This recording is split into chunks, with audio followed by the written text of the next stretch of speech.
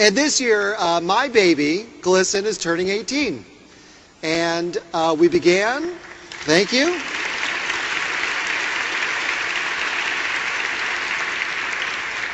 We had our first meeting in 1990 when GLSEN was 3 teachers in Boston, 3 teachers who wanted to find a way to make our schools safer. We never dreamed that we would ever have money or a staff or a night like this. And like any parent now, my 18-year-old is ready to go off into the world, and I need to let go because my last day as GLSEN's founding executive director is August 1st, which makes, of course, speaking tonight very daunting. First of all, how do I possibly say thank you to the people in this room who have made this organization possible through their time, their energy, their generosity, their dedication? How do I possibly say thank you to people like Ron Anson and Graciela Kaplan who have become my surrogate parents?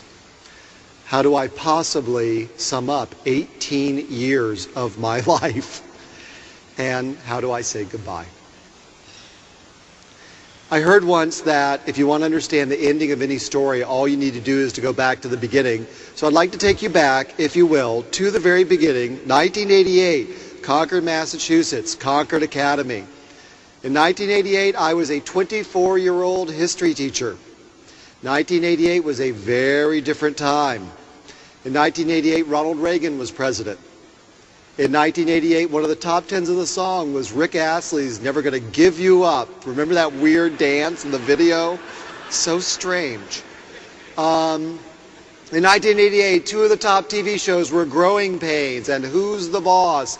And for the gay men in the room, can we have a moment of silence for Tony Danza's abdominal muscles? In 1988, only 1 state in the country protected gay people from being fired from their jobs because of their sexual orientation. And for trivia buffs, you'll be happy to know it's Tom Kramer's home state of Wisconsin. So, 1988 was a very different time. And I'd like to let you in on a little secret from my years of teaching back in 1988.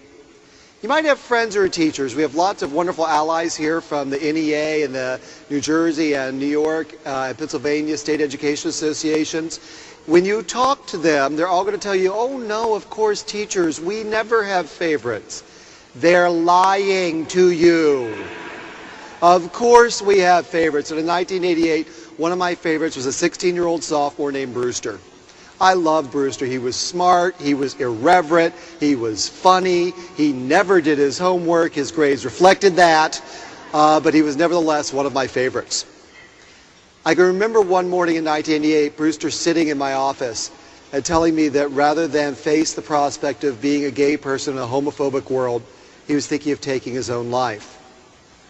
As any teacher would, I immediately launched into my lecture about how much he had to live for, about how bright his future was, and he cut me off and he said, "Why shouldn't I do it?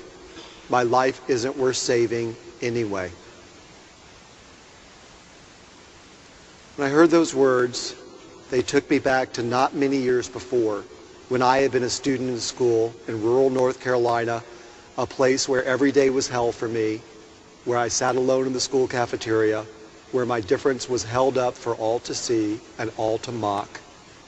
I looked at Brewster and I said to myself, this has got to stop.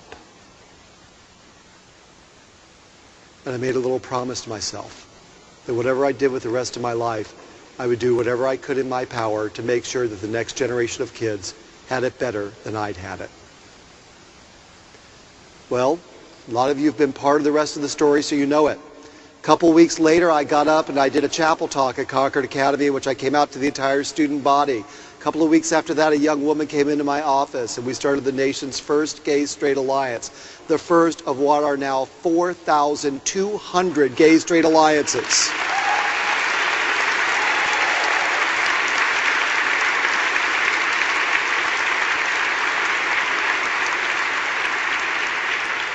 And for people who like to compare rates of return, that's a 20% increase over this time last year.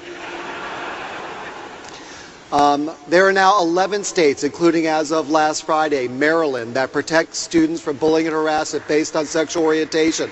There was one when we started. And 3 weeks ago, on the Day of Silence, students on over 7,700 junior high and high school campuses took part in an activity designed to dramatize the silencing that goes on every day of LGBT students. That is a 50% increase over this time last year.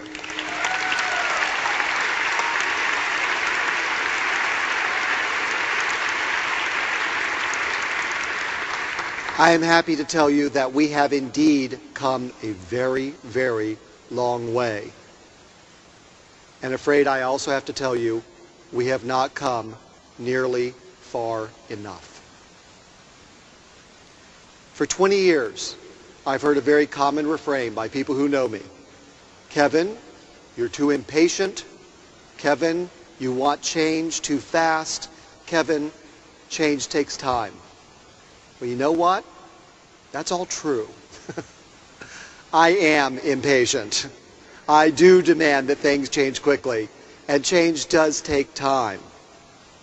But try telling that to a 15-year-old lesbian who spends every day in her hallways being spat upon and threatened because of her sexual orientation.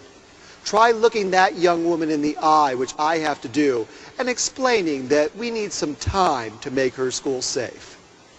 I'm sorry, time is a luxury that young woman can no longer afford.